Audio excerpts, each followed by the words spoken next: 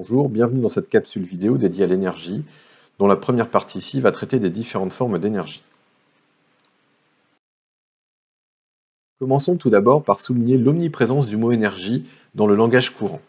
Voici ici une série d'expressions de la langue française qui utilisent le mot énergie. Il faut bien remarquer qu'en même temps, il est impossible de poser une définition de ce qu'est réellement l'énergie. Il s'agit de concepts prédéfinis que l'on comprend à force d'utiliser ce concept, mais qu'on ne peut pas définir en tant que tel. Nous pouvons ici faire le lien avec le concept de temps. Tout le monde a une compréhension instinctive de ce qu'est le temps, qui se passe, qui s'écoule, qui se mesure en heures, en minutes, en secondes, mais il est impossible pour n'importe qui de définir précisément ce qu'est le temps, mettant une définition comme le ferait un dictionnaire. Nous allons donc ici nous attacher à comprendre le concept d'énergie à force d'évoquer ses différentes propriétés. Nous pouvons par exemple nous adresser à un spécialiste de la physique du nom de Richard Feynman qui, dans son cours de mécanique, nous précise que l'énergie nous apparaît sous un très grand nombre de formes différentes et il existe une formule pour chacune d'entre elles. Ce sont l'énergie gravitationnelle, l'énergie cinétique, l'énergie thermique, l'énergie élastique, l'énergie électrique, l'énergie chimique, l'énergie de rayonnement, l'énergie nucléaire, l'énergie de masse. Et il conclut avec malice, à la suite dans son cours, qu'il est important de se rendre compte que dans la physique d'aujourd'hui, nous n'avons aucune connaissance de ce qu'est l'énergie. Autrement dit, il est bel et bien impossible de la définir, et pourtant, on l'utilise couramment, y compris en physique. Voyons à présent les différentes formes d'énergie que vous devez connaître. L'énergie liée au mouvement, à la vitesse et à la masse d'un objet est ce qu'on appelle l'énergie cinétique. L'énergie qui, quant à elle, est liée à la position d'un objet, notamment son altitude, puisque lorsqu'on soulève un objet, on lutte contre la gravité terrestre, et donc nous avons un travail à fournir, s'appellera l'énergie potentielle. Il s'agit de l'énergie potentielle de pesanteur, si on veut être rigoureux. Ces deux formes d'énergie peuvent être réunies dans une autre forme d'énergie qu'on appellera l'énergie mécanique. Ainsi, l'énergie mécanique d'un objet est en fait la somme de son énergie cinétique et de son énergie potentielle. L'énergie qui, quant à elle, est liée aux transformations chimiques d'un système, autrement dit la transformation de substances qu'on appelle des réactifs en de nouvelles substances qu'on appelle des produits, est bien tout simplement appelée l'énergie chimique. L'énergie liée à l'émission de lumière au rayonnement lumineux, que ce rayonnement soit visible ou non, comme par exemple les infrarouges ou ultraviolets qui ne sont pas perceptibles par l'œil humain, est appelée l'énergie de rayonnement, parfois appelée aussi énergie lumineuse.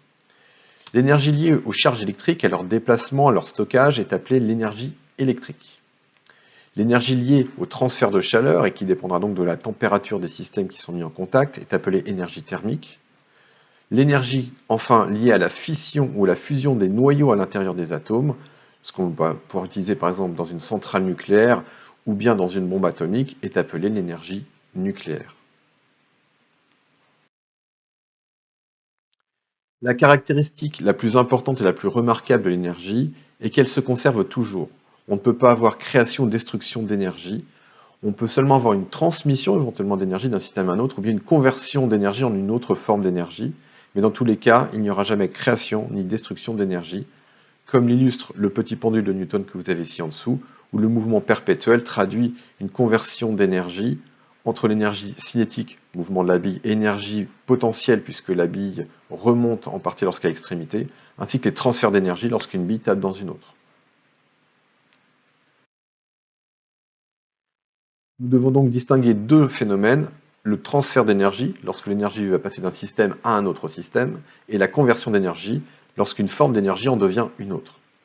Prenons l'exemple suivant, une casserole d'eau posée sur une plaque de cuisson par exemple, est l'illustration d'un transfert d'énergie. Ici, il s'agit d'un transfert d'énergie thermique.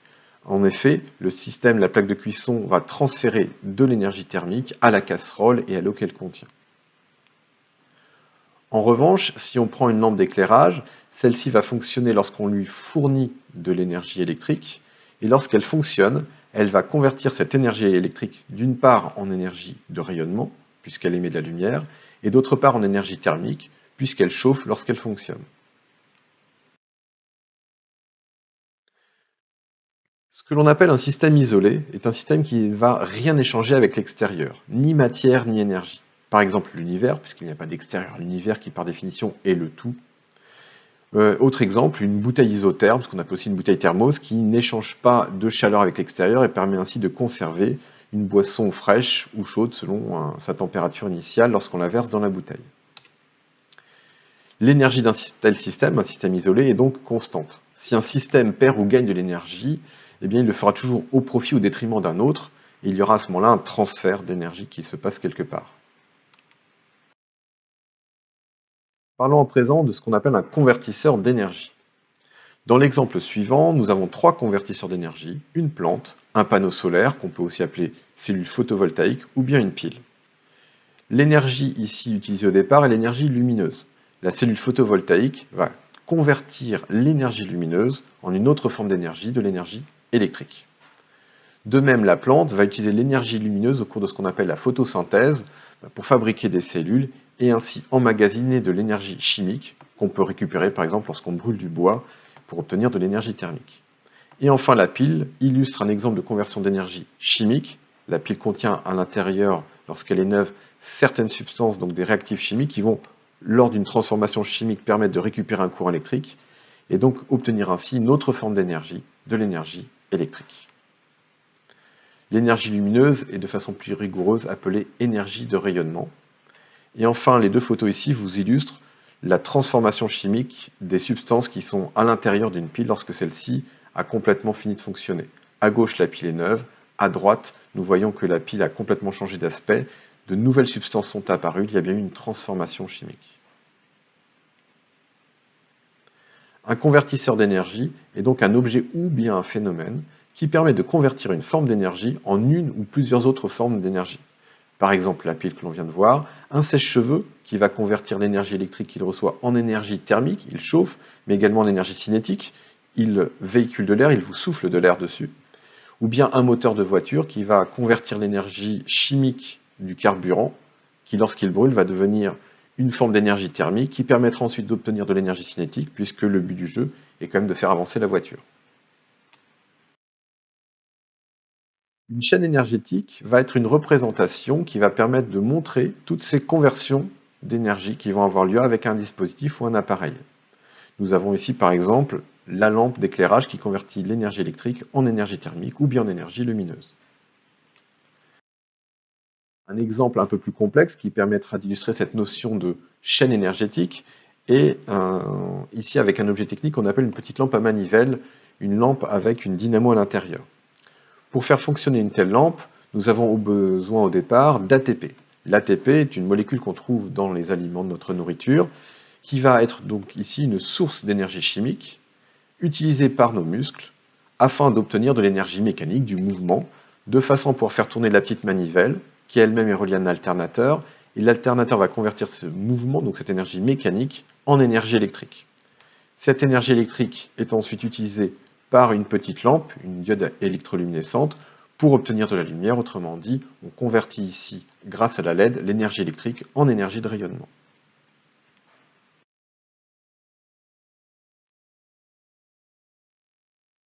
L'énergie peut être quantifiée et donc elle peut être mesurée. Cela peut par exemple se voir sur un paquet de céréales ou bien sur l'emballage d'une crème dessert. Au niveau des valeurs nutritionnelles moyennes, nous voyons figurer l'énergie, ainsi que son unité de mesure, ici, le kilojoule. La conservation de l'énergie nous permet de mesurer toutes les formes d'énergie que nous avons évoquées jusqu'à présent en une seule et même unité. Il s'agit donc du joule. Un joule correspond par exemple à l'énergie qu'aurait une pomme qui chuterait d'une hauteur d'1 mètre, sur la tête par exemple d'Isaac Newton. Attention au concept de puissance. Il ne faut pas confondre ce concept avec celui d'énergie. La puissance, en fait, correspond à la vitesse à laquelle l'énergie va être délivrée, utilisée ou bien consommée. Autrement dit, lorsqu'un appareil est énergivore, cela signifie qu'il a une puissance élevée, qu'en un court laps de temps, il va utiliser, consommer beaucoup d'énergie. La formule permettant de calculer la puissance d'un appareil se trouve ici, P égale E divisé par delta T, E étant l'énergie consommée pendant le temps delta T, ici, d'utilisation de l'appareil. La puissance ne se mesure donc pas en joules, mais elle se mesurera en watts. C'est ce que l'on peut retrouver par exemple sur un four micro-ondes. Lorsqu'on veut qu'il fonctionne avec plus de puissance pour chauffer plus rapidement les aliments, on augmente le nombre de watts lorsqu'on utilise l'appareil.